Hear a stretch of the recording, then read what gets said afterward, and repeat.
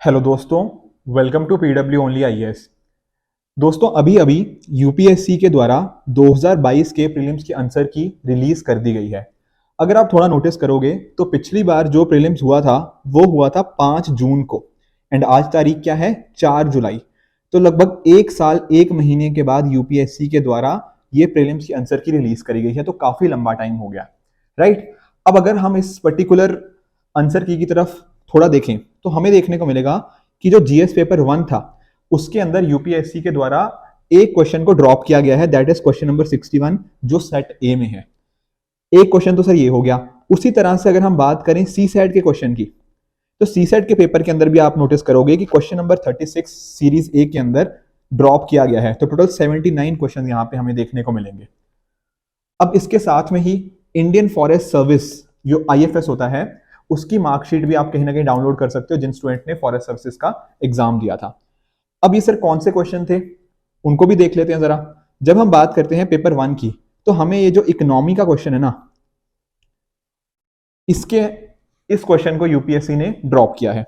अब देखो, अलग अलग रीजंस बताए जा रहे हैं कि क्यों यूपीएससी ने ड्रॉप किया है। काफी लोग कहते हैं कि सेकंड स्टेटमेंट थोड़ी इनकम्प्लीट थी इस वजह से है, बट एग्जैक्ट रीजन यूपीएससी के द्वारा नहीं दिया गया कि इस रीजन क्वेश्चन को ड्रॉप करने के पीछे का कारण क्या था।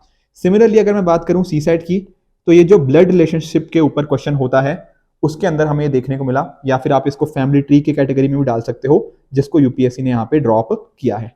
अब चलो, कुछ तो क्वेश्चन थे जो यूपीएससी ने ड्रॉप किए जो हमने देखे। इसके अलावा कुछ क्वेश्चन ऐसे भी थे जहां पर हमें देखने को मिला था कि थोड़ा डाउट था कि एग्जैक्ट आंसर होना क्या चाहिए। तो उन क्वेश्चंस का भी मैं आपको थोड़ा आंसर बता देता हूं, जैसे ये वाला ई कॉमर्स फर्म्स के रिगार्डिंग। अब यहाँ पर अलग अलग जो इंस्टीट्यूशंस हैं उनका मानना था कि शायद इसका आंसर बी हो सकता है, किसी ने इसका आंसर डी भी दिया था, बट यूपीएससी ने फाइनली इसका answer option number D neither one nor two दिया है। अब थोड़ा सा यहाँ पे डाउटफुल था कि आखिर लिमिटेड का मीनिंग क्या होना चाहिए।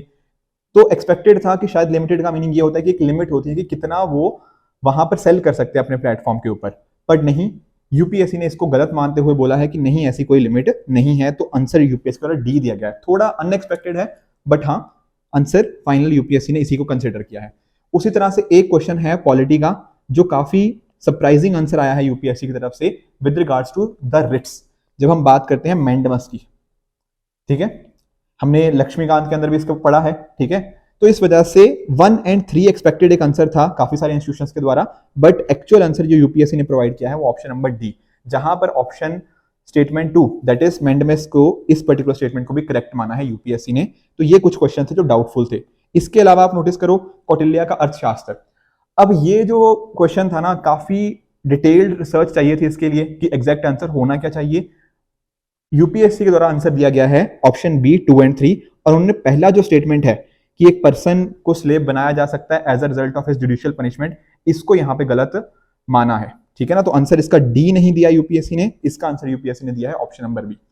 कुछ और क्वेश्चंस भी थे जो थोड़े अनएक्सपेक्टेड आंसर्स हैं यूपीएससी के द्वारा, कि कितने टी प्रोड्यूसिंग स्टेट इनमें से हमें जनरली नोन है। तो टेक्निकली 3 का माना जा रहा था कि 3 यहां से ऑप्शन होंगे, बट यहां पर यूपीएससी ने माना है कि चारों की चारों स्टेट्स यहां पे टी प्रोड्यूसिंग स्टेट्स की कैटेगरी में हमें देखने को मिल जाती हैं। उसी तरह से मिनिस्ट्रीज के रिगार्डिंग क्वेश्चन था। ठीक है, इसका आंसर यूपीएससी ने दिया ऑप्शन नंबर डी। तो जो मैं कंफ्यूजन वाले क्वेश्चन थे ना कि जहां पर exact answers between different coaching institute match नहीं हो रहे थे, उनका मैं आंसर आपको यहां पे बता रहा हूं। तो इसका आंसर ऑप्शन डी यूपीएससी के द्वारा कंसिडर किया गया है। साथ में ही वाइल्ड लाइफ प्रोटेक्शन। अब इस पर्टिकुलर क्वेश्चन के अंदर थर्ड स्टेटमेंट तो सबको पता था कि सर गलत है। डाउट ये था कि सेकंड स्टेटमेंट तो चलो ठीक है, क्या पहली स्टेटमेंट सही है या गलत है। ठीक है ना, इसके अंदर यहां पे दुविधा थी। यूपीएससी ने कंसिडर क्या किया है कि ऑप्शन नंबर बी यानी कि 2 ओनली को उसने कंसिडर किया है, और जो पहला स्टेटमेंट था कि सिर्फ गवर्नमेंट की प्रॉपर्टी होती है, इसको यूपीएससी ने गलत माना है, इसलिए इसका आंसर ऑप्शन बी 2 ओनली दिया गया है। इसके अलावा कुछ ऐसे क्वेश्चंस भी थे जो थोड़ा आपकी इंटरप्रिटेशन के हिसाब से चेंज हो सकते थे। जैसे फॉर एग्जांपल ये जो क्वेश्चन था इन्वायरमेंट के रिगार्डिंग, आप इसको कंसिडर कर सकते हो, जहां पर rain forest and tropical forest को लंग्स बोला गया है, एंड जो आपके वेटलैंड्स हैं उनको किडनीज। इसका आंसर यूपीएससी की द्वारा प्रोवाइड किया गया है, क्योंकि किडनीज का कहीं ना कहीं काम भी इसी डायरेक्शन में होता है। उसी तरह से जो एक्वेटिक प्लांट्स होते हैं वो ऑब्जॉर्व करते हैं हैवी मेटल्स को, और जो एक्सेसिव न्यूट्रिएंट्स होते हैं उन सभी को, राइट। एक क्वेश्चन और था, ये भी थोड़ा इन्वायरमेंट के रिगार्डिंग ही था, विद रिगार्ड्स टू डब्ल्यूएचओ की एयर क्वालिटी गाइडलाइंस। जो आपके पर्टिकुलर मैटर होते हैं 2.5 हो गया, पर्टिकुलर मैटर 10 हो गया, उसकी यहाँ पे बात करी गई थी।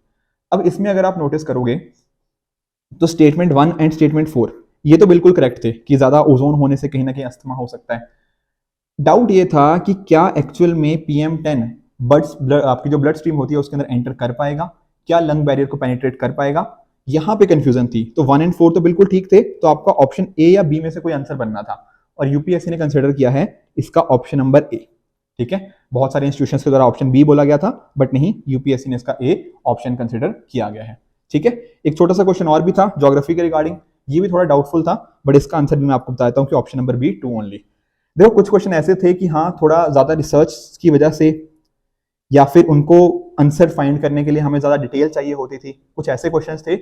ऑल दो 2-3 क्वेश्चन ऐसे भी देखे गए हैं जिसका थोड़ा यूपीएससी ने हमें अनएक्सपेक्टेड लाइंस के ऊपर कुछ आंसर्स दिए हैं, जैसा हम पॉलिटी और इकोनॉमी की बात कर भी रहे थे। तो ये अगर 6-7 क्वेश्चन छोड़ दें, बाकी कहीं ना कहीं ऐसे क्वेश्चन थे जिनका आंसर सभी को पता ही था। ठीक है, क्योंकि वो हमारी स्टैंडर्ड बुक्स के अंदर हमें मिल जाते हैं। इस बार का जो यूपीएससी 2023 का एग्जाम था उसके अंदर भी कुछ क्वेश्चंस हैं जो थोड़े आपकी इंटरप्रिटेशन के ऊपर चेंज हो सकते हैं, बट ओवरऑल पिछले साल का यूपीएससी ने क्या क्या आंसर दिए हैं हमने उनका आप सभी को एक आइडिया दे दिया। आप इन सभी के बारे में क्या सोचते हैं वो सारी चीजें भी आप हमें नीचे कमेंट्स में बता सकते हैं। तो ओवरऑल जस्ट अगर मैं समराइज करूं तो एक क्वेश्चन यूपीएससी ने जनरल स्टडीज पेपर 1 के अंदर ड्रॉप किया है, एंड एक क्वेश्चन ड्रॉप किया गया है सीसैट पेपर के रिगार्डिंग, और बाकी डाउटफुल क्वेश्चन के आंसर मैंने आपको बता ही दिए। ठीक है फ्रेंड्स, आप इस पर्टिकुलर यूपीएससी की आंसर के बारे में क्या सोचते हैं आप डेफिनेटली हमें बताइए। आई होप आप सभी को ये सेशन अच्छे से समझ आया होगा। इसी तरह से आप भी हार्डवर्क करिए अपने आने वाले प्रीलिम्स के लिए, अपने आने वाले मेंस के लिए। ठीक है, good bye and good luck, thank you so much.